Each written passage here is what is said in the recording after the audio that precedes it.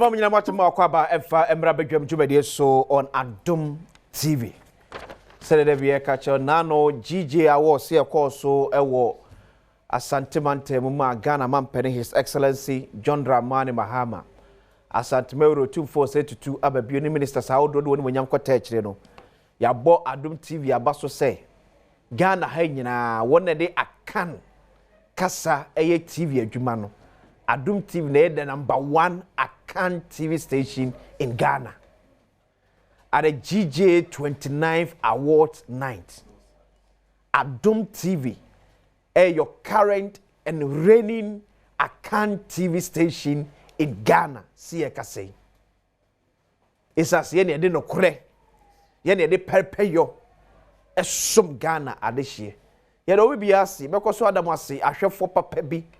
Clients amunya gidio imude mo niema ba eme bo ho dewro. Members of parliament, ministers, other guests ye ba show ni so ye de mo nyina mo so ase mo ka me ne abedu sa epepe so midin the akwasi is ebrɛ we say na befia bofta say atwe enkomo na quick one opaya putupuru ama ne boya e ba kyerem say asojafo ne a police fo akopiem ewo eye hwidiem yaka afo hwidiem mo mbeka honom na nansem wo besa na wotwe ba kontam nie Emerante bi koto share NAIMOS officials a course omkochire Galamsey fo na ekoyeche koye nsem bebre na sem no kasei e da soja fo nso du on watch nkrofo pa o watch nkrofo pa boys watch om no ye videos ni bi e ba kire kwa ma screen na ma ne boni Sami Asare enkochi ko Sami wa chere pai e ba bedwam so mejo so kwasi na ha na sa twafo ni kire se na hwidiem ti na no pai kwasi be pie mo hwidiem ma metima ka se se de hwidiem kro no ayese nsamamkom ni nyina ne se ahomachi around 2:30 na menya call se military for and after police for at the bus there in abepim awo hwidiem a o ma start chichi eye nkofo meti sa sanampa metu anamon aba eye hwidiem ma meka se jan hwidiem se a konu die unhu anoma bakra ewo manche bi won so a so for the police for no achichiom ntimeti maka se no kwe soldiers around that kuno adani ghost di meka se ji akra me ni regional organizer no Nigeria, I don't know, say, obetimi, and then also akasa. Yeah, don't make us Basame. Me antiasie. Say, so we had no to me identify, say, wake home.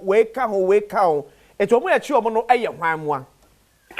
As I said, yeah, mechanic say, a mass arrest, mechanic, you who not say, when I'm cool, especially if or dress and non shed down your papa, on betting. Aha, near the na, make like I say, omo mu call mo juma near the end there, one crowd tag, and as was show for me and there. You are free to go, but mass arrest because videos are any admin, or much public bona, the national man here, home appearance now, and said and encourage. Okay, son make me aka. Eti say omo echirobono. Yenya ne tie se account bi mad e de hu aba a teacher form say enne omo ntimi ko school no kresa. Oh yes, no kwe wo few teachers are say yechi omo fry na unse military so de unyomo ma sa opportunity no to so be count them near the nti omachi few teachers especially for Kenya ya the other teachers now can say decided say omo enko school but for health workers media hu few ones are omo show uniform near the omo tag kuma omo eko adwuma no krese omo akire mrante bi abo omo. Oh yes, mrante ndi omo achi bi a omo abo omo na no nya metnya kan say military ne dey say omo yes omo chiw na or resisting kwanja definitely dia omo nso ebe yiso ntumi kakra dia aye bibi kakra senia obeba from no matumi achiw ntimi ka say omabu nipa ni bi because nipa ni bi aye hu omo ebi mu boja if you mutumi ade omabu nipa ni bi but I know me. Okay, I first one and then Casano, NDC Youth Organizer. Many, yes, regional youth organizer for half I want in China. Okay. On in Casa, yes, Suleiman. It's my minute regional youth organizer, so in USCA. Organizer, good morning. Good morning. Me pacho one ma MC and DC aye aware. The other motor mutu dia fa we ho. Menu adedi kan mame da wase na makase na ya agro da ama ahafman especially nkua aye fidiem mahame gasem ene kanyase. Ebe se mbrante mbabawa omudi anije eboa ma hisese John the man Mahama ni ndisa manye po aba power no menu kese metumini a aka mi kwa na mi wa bonti so ame bema bia ni ho wa abonti biem omunyina to yurom ayro sama ewum se enne ye da mbrante no baba won bi a omoye omadwen se ombadwani the military no wasom omangana no enne na ye omoskrini e wo go ta bonti so na assemble saba boom no the message say yes military won question ombeya lawful to or lawful arrest based on their intelligence. Okay. Now so say be who abranche bia na bema bia onam pro bia na e ba bono ye ba chi no na branche nyina na bema nyina ton rom die ya rosma amaye nti ayo sama mi sa hu ya mi hu dirmi a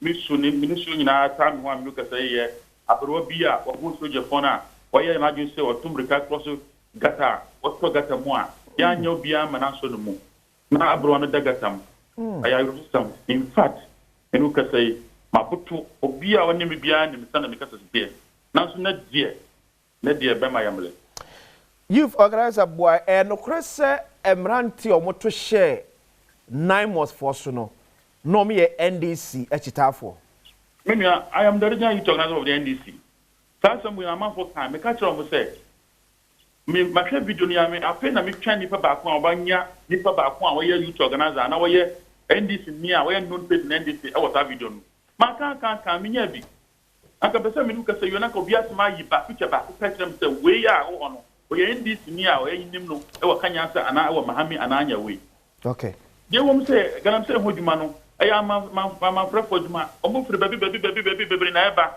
ana mo pepe to boni okay na obi a ono be ye bibi na wo ko no fie na fedie ahaw no a eba no ye mum na ebe eso mate sabi anka ye die ye ti fidie nyina no obi a oni fidie bia no say the pure account community a sabi ye so an hu kakra na ye ko da sori a asoje fa ba gukuru no ma obi anko obi amma ko e kiso mo so mo koda at this 21st century democracy kayanti mi pe commission to intelligence na sa ko nyina ya nra to one after the other anka asundwe atmaba na nipa bia odi bono bia na the person face the law na se be ya ba bu bia ya obi ba hunu bia no ya buru no da pom buru muni ayaru sama ya minua ayaru sama mi omo a mo ka bia wo bia no let's use intelligence to arrest all culprits nipa bia na ne sa wo bia no wona mrandi ne mo obi a ono sum ka obi ano bestrese but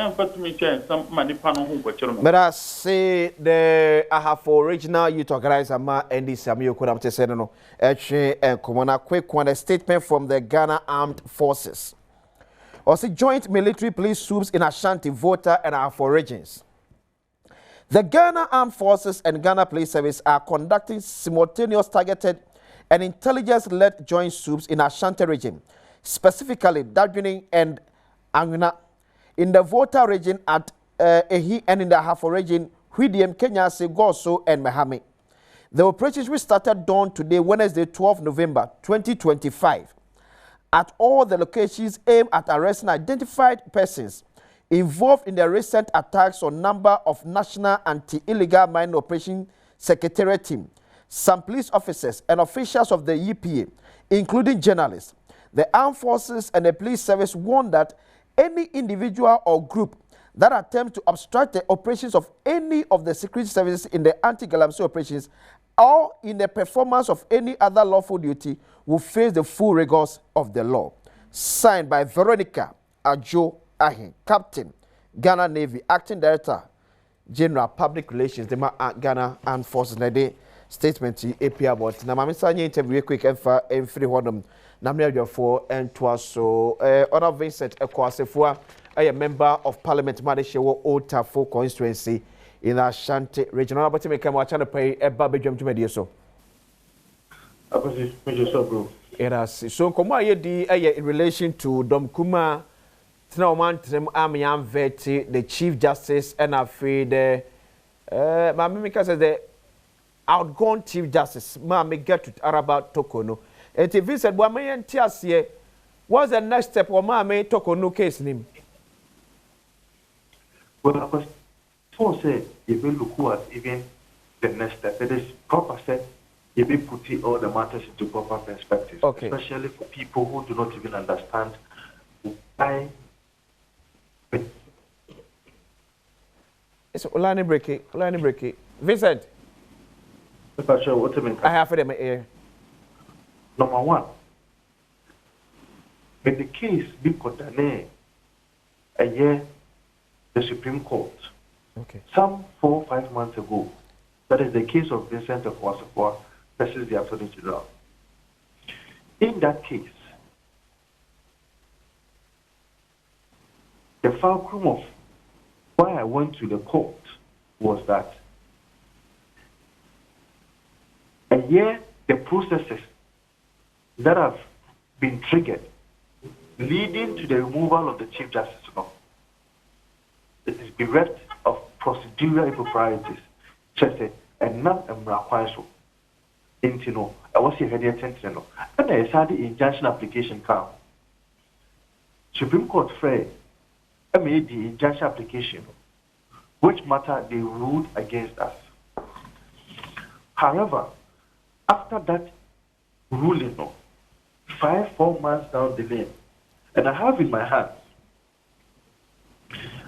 a process that was filed by the Deputy Attorney General on the 22nd of October 2025.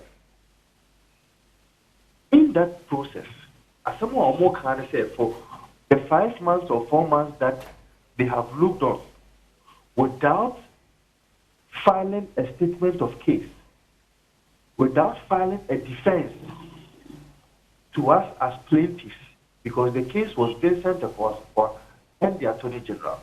And the Attorney General, I also will you in court based on the claims that I have made in court. Now, the Deputy Attorney General is saying, the 4 or 5 months in Yinano,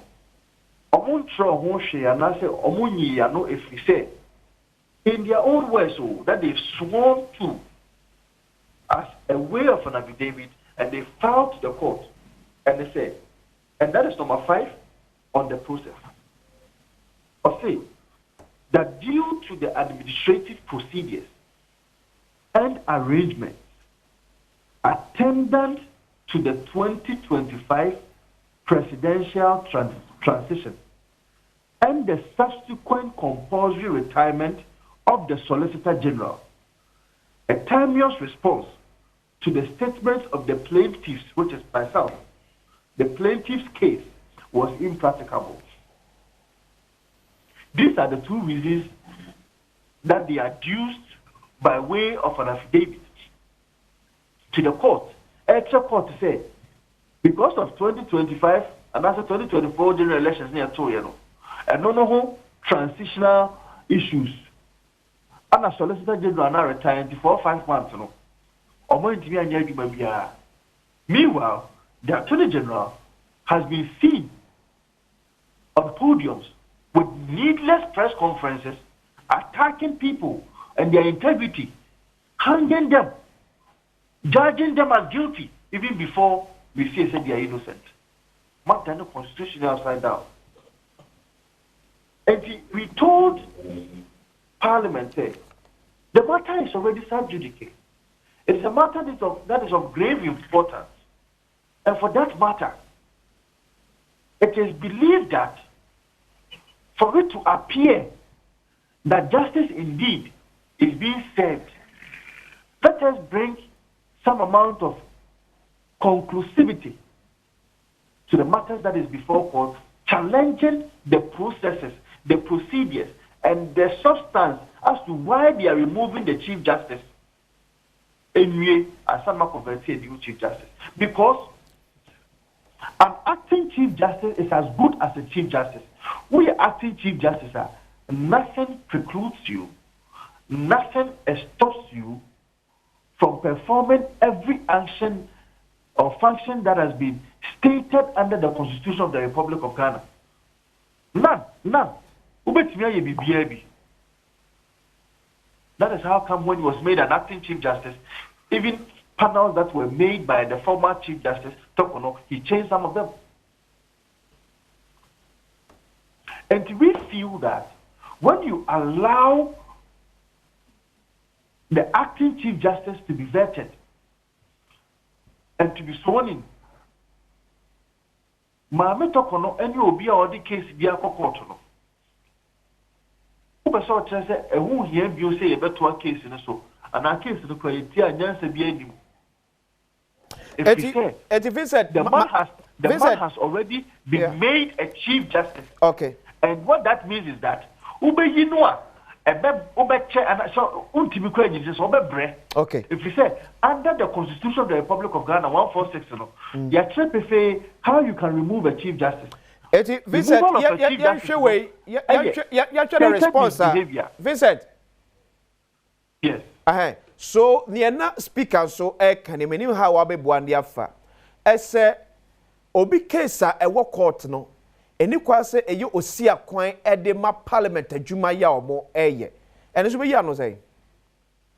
I do not really have a challenge with that procedure, but we have some amount of precedents in the House. Okay. And I've also told you, say yes. When a matter, because you see, chapter 5 of the Constitution is very sacrosanct and very sacred. Fundamental human rights of persons. It will be found who did it. And so sacred to the extent that you cannot trample upon it. Or be a Chief Justice, what will you know? People don't say, maintain me once because no maybe I want a year no. And I know maybe I'll fast so year no. And pay you. Okay. It is sacrosanct. You need to discharge that matter before you can go ahead to make any decision that will affect her rights. And what are her rights? Her rights are that she's in court, we are also in court, dispose that matter off. Okay. And who treats that matter no, as a matter that is of public importance, that is of a status of an emergency. He said, election petition. Within 2 months, okay. And within 1 month or 2 months, 4 months, Attorney General, I put baby a 1 fear or the press conference, all say and Crawford. All hanging Crawford said they are guilty even before told some innocent. Sometimes not the normal friend deal with the matter. So that when you come to Parliament, we know say there is no outstanding matter. Okay. Mate Vincent, you face a better also. Now, Eddie Elcomo, a Vincent Echo, as a member of Parliament, Malaysia, a war Otafo in Ashanti region. I'm to send an entry Comono. Lawyer Bernard Bediako Bedu, a member of Parliament, Malaysia, war Aquetiasas. Now, Honorable Michael Kwesi, a member of Parliament, Malaysia, war Oforikrum. Constituency. But for what there? Adom. Kwesi. Adom. We have a drama. Yes. Now, what are we? Maybe weekend. Oh, okay. They are mere so they do. I could tell what there. Kwetiaboko. Omuchiam. Kwetiafochiam pa. Onabo akwaba. Yeah. Some small here. Yes, we are pa. Takotiasu ye dia nene. Ye capture of course say wada. Franco Trading Enterprise, be a catcher for papa. If you open phone, bit to set Nokia, Samsung, iPhones, television, be the set ready from 32 to 100 inches. Franco Trading Enterprise, American food, and the moment one at 20 ma, a betche a day amawo. Or tabletop fridges also on South air conditions, so about from 1.5 to 2.5 horsepower. Franco Trading Enterprise, I don't know. Idea there almost says so to idea one more up so. and order etua bibia na go through a unya 40% discount umpe na apede me so hwe franco Ghana ba bia be ko bia no on krabata on from e was 0246 422 338 0246 422 338 and 0555 939 311 0555 939 311 kai se ukọ internet so a men peke Franco Trading Enterprise phone number bia honum wan hwamanfo e da so kwa beda no a chechida. Honorable Member of Parliament and Council Amisha say free please military soup yom so moye yo minua medase na yemfa akwanya yiso mfanchia ahwefo ni ane me tichu adehye wa akwati ane ne mpatem o madaroma ena ama ene ete ha e wo mrashi bidwe ifie ho e wo mudim ti memfa enchia mfa mom ye pa na yesre onyankopon bambo ne na hoden ne ni nhira de amasa adehye na omoko mnyuma so no ndomo na ne omo ye bia enyeyi amen ne emo nso mo ye bia nso enyeyi amen menua no kre se sankomo we ye dia ade a ekoso e wo hwediem no obi anu ho a obesososo wo se sempo se wo BBC na eye security agencies etu omanamo e de aya arresta na sempo de osusu se omuni basis anaze omuni kwan se so omoya enye instantly na wo nso be attack o manaze obegina omanima aka se mempene ma onye sei isan se so omanye professional sada no na omtwe omutuo no omu spray bullets and kasembesi sure enu nti ekwan omofa so no nenye yeni aye hu videos no President Mahama condemned recently the GJ Awards program nase o condemn in your course no say anko entwaye now kind so say action will be taken na ne kwan so ano san say we obstructing justice iti amra enti say o kan ye no endina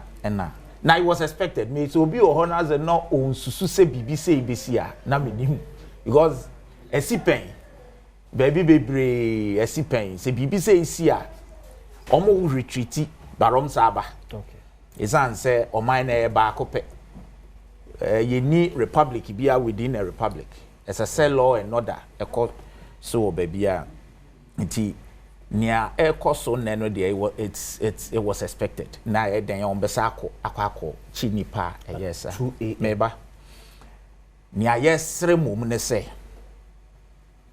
in such no ya na excesses bi etimi bem se wo hwa omo statement omo release no omo kire se intelligence omo agada a omo de kofom no omo akọchichi nipa omo di se adwuma no ya be stress omo mani enko nipa di adwuma no because asemo esi nye nkro ni niafo ne be ba ho eno nti se mo akwa eno nkire se economic activity anaze bibia ekoso oho bia no embra ewiye ese se oni okọ na adwuma so ese okọ ne ye ti menim no kwasem ewom se teacher fo se omkokọ kirade nkola nketo a ese omkom school ye hu nkola nketo a ho ena menyin ni se teacher ni a no classroom sa da no call police station honum se okwa kwa bibisa nti se teacher ni e school no timi empo onkra ni ID card ene me as a member of parliament me ID card be refi eno nche na se me kire wo se me ye member of parliament na se me nkra me ID card auto bo ase bisa me nsem ba ko mienu bi but say ye di omu nia beka ho ene nia ye timinim no kure wo say ye brubia ensase ye bo because no ye instant justice ye ken nipa no so be che no he will have his day in court say wo prosecuting e dia ebia nia wo se wa ye no na ono so onye e di ono so be kana asem na ya hwe ne mra ne da na impose nipa ni di for cramp ayemu no court ne be kire and it's not part of sa yen sentencing regime no say ye bebo ma na ye bebo nti say wo mokobu nipa no ho a eno de ti amra nsase ye so kra omo ebe ya arrest omo nya arrest because they have the power so be ya arrest bo mo nchi nipa susu so mu di se adwuma no na omo chi omo nso omo em prejudice okay actions no omo nto omo bo ase omo amaten because omo nye court okay is answer omo kran so ye bias party mo ne yaye mo sa and certainly no wo ye bias we hia obi a bufu omumu enti bibi kra say no ese ke ye ma police ko ye sa de no ese se ke ma military no because omo oyawde wo omumu enti no wan hwe yi a ye nipa enti nka police for enkona nka omo emfa omo maybe nye no ntina bi a police for fra no ba omo fra nka se omo na because even no say you withdraw a soldier for because yeah jurisprudence mu kra no nye soldier for na chi nipa okay yeah police na chi nipa yeah criminal jurisprudence ntino na nka se omo police mo na kokofa o na soldier for no ye omo sa no surely there will be witnesses in the case yeah Pacho what you say? Sure. Aha, because the Republic versus any panel. Inti why you do say adwuma no oti we obi your bonesa ya kokota na obeka wasem. Ni aye nhwehwemu ni ehu. Because the bass saying so I wan we ya na e bi kro e di adwuma no yes an kro e bi kro odwane ye bro. Na otwe mienu. Ni anya eti ye kro ma ya anya bi. Say yes kro no mu ni ata din na no so ha adwen. Na obi nko obi ma. I think say no ese ye hwe. Ese say omo efa nipa yes a ekogina mra na no. But omo nya nso e ma excesses no and say Kurono. Grazie. Ora voi. Apesi. Ano pay the kamechia Adom TV atiefo mabo mabaso. Yeah, that's it. Ewo eye mudwumadi amaya mama kwaja award ewo GJ awards no. Na masachi ofurukrum etie ya no pay nyina. Na apesi asema eda ho no. Ebeka se ne faribai ne sei. De na kofa bae.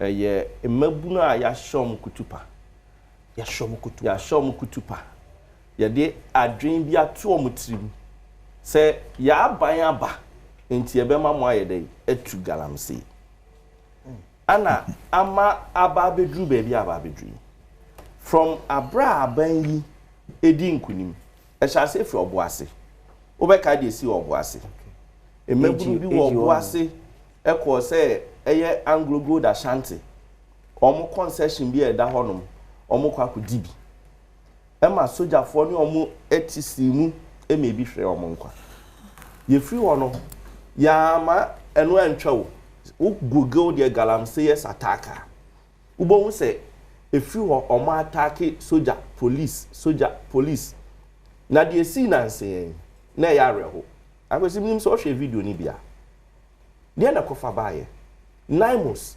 banya te say eye mia Galamsey wono omo nhwe no omo nsia no omo akoso omo kwakoye operation na mabunu asori atia omo na yenya a member of parliament omo mrahye bedwam akodi mabunu nanim se okwa negotiate sanity video e baaye no abasi e wose ye ka no kra ewo video e baaye no MP ni video na MP ginamu na MP ginamu na se MP wan kwa ko ginamu bi anka na mo square o nyo bo on record akwasi sanya mana e koso no se ya nwaye ni anka but on record see e ka say there's no video me who be oh yes we know we me dem who be na sisianse atwa ye bi di enka bi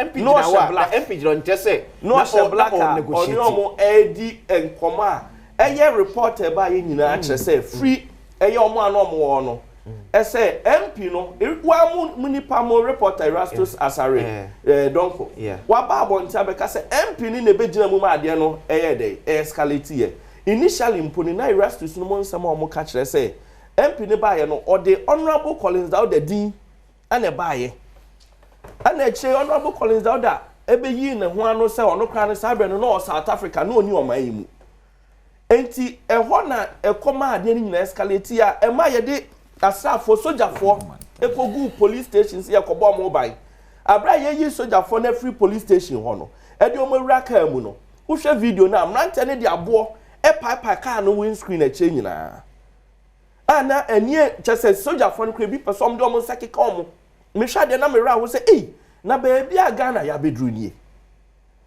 baby a ya bedru nie ma mmabunu tumi nya akukuduro says omo de omo nsa keka sojafo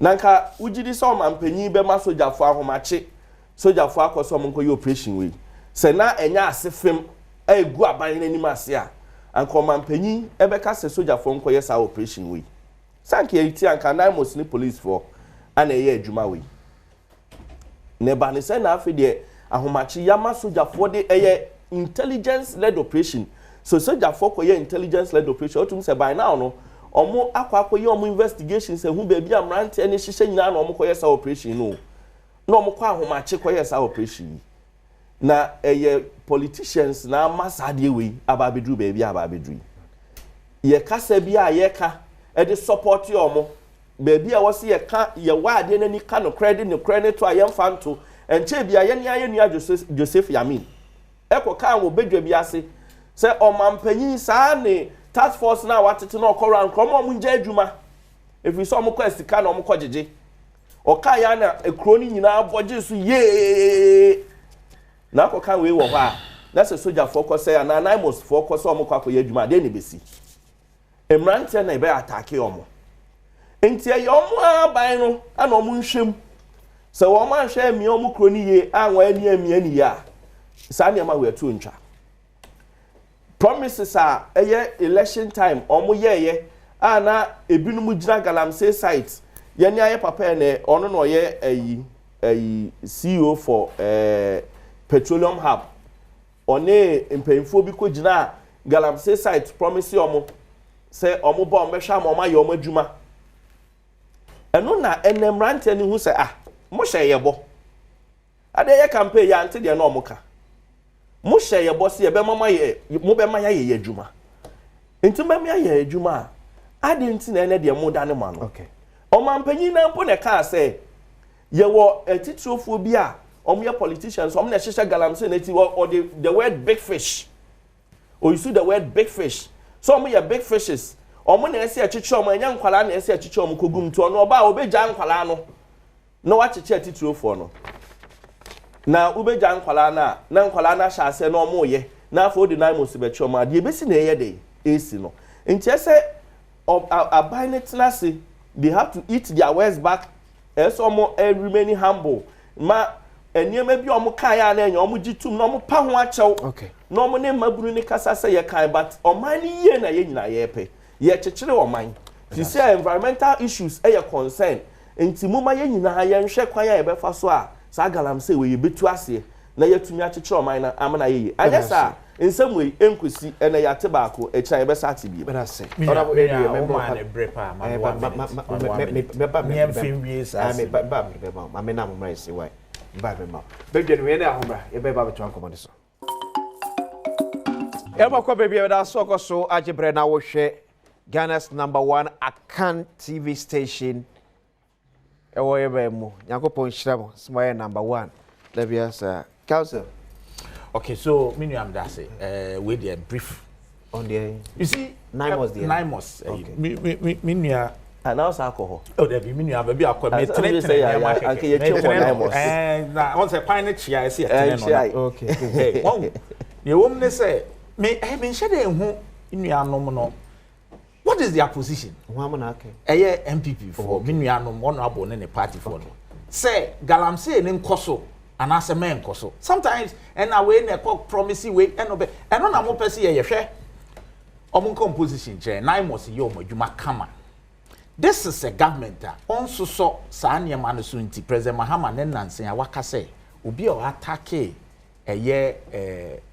NAIMOS for bia action will be taken and re ya and na president oka oye no ye wo kromba ena court asete na judge tidwam a wodi ase ena MPP for Delta Force for omjitum se ye ne ye ready court o ma judge onyem ede ne na asibrika edwane ye president bi se ye nko ready ba bi nkochi obi yo kroma na wa ye adwuma ya che wonim bibia bia no a wonkai ka kirem what is a president bi bie na no ka say this is shameful until they should go after sa enipa no they came openly ebe kasia ya na ye nya senior officers of the party ebi kra MP say kasa an omaye because mo promise you mo adwuma mo adwuma I didn't na mo ko che o senior officers of the party MP oh ye kroma so be MP now you lawyer there be okay ya kan bodin say na me dem bodin me tumi anu ma chesi obi akọ kwa mfa video bi a nkyere wa asemo aye ken e ma sa nkofo mfom adi ma krom ha yenim yesi okay look the issue about NAIMOS Anti Galamsey no it's a simple one okay you better problem 8 years mo anye ho hwe mo massage situation no akeka nsemo ankusiaga system na say e wo man nemu president fufraba o se me ni ye wa hyase de niam agu akwan ma NAIMOS for the first time every tia way adwuma o ma ye no fie wotwe mo anye bi wa mo gitum so mo ye adwuma pa omanya problem man ko fa attack you president say we should go after them yen condemn ne e course no menua e kasa ye nia wan condemn say emrante na anya de o se obi na ahye omkutu pans wantimi amfa bibia amfa nkyere yen condemn ne e course no ne yen hye NAIMOS won so yen hye omun kran so omunye omadwuma na obia wa ye ne ense se o ye bia na emrane ne ndi that and no kire o say nya ne e ko hye obi kutupa because the president enim say yen ne se emrante ne nya saa nke be sa am ya akwakoche eti me mesre say baby a yadu no eye say ye be kekere oman mo amugitu mo beboa ye ne akekere oman no oman na mo say no mo beboa ne aye ne kama said ye be ya in about 45-55 years time say mutimi papa wa biura mo ha beto oman papa 45-55 yeah, at least e bia ye betimi ahwe sa brand ye be mom 4 years bia so mo ba no ma beto oman pa 10 teams the next 55 years there. And no po ye be okay. And you conclusive. Ye be sa brand no si ya chechero man no sat say omo bo omo ntimi mesa ni bio dia. Ye be yes. And one ye gusu na 55 years. Wa hwesania. Ne ho aye fe na o enjoy krom ha baba papa na aba. Nti obi en kana koma to ne yam say ne esase ye bia yen soso so nti no ye se yen koche o court de mo hye o kutu penti mo anche o that's it eti no